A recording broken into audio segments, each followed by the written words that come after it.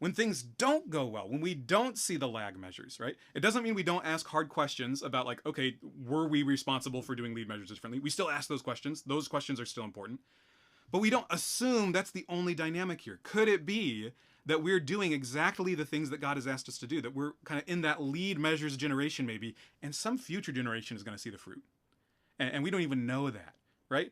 That's not very good for our ego, right? Because we don't get to parade our reports and say, see, here's all the fruit that we did because of our faithfulness to our lead measures. But that's not the point, right? So it requires discernment to know, are we being faithful with what God has called us to do, even if the outcomes are not impressive, even if the outcomes, maybe from human perspective, look like a flop. So we still ask hard questions, but we have an attitude that the timeline and the vision of what God is accomplishing is bigger than us, and it's not about us. So this is really freeing. This is really freeing because it means that when you're doing a postmortem on a project that flopped, your ego doesn't have to be on the line. Your sense of existential well-being doesn't have to be on the line with whether you succeeded or failed. It's just a question of, what is God doing now?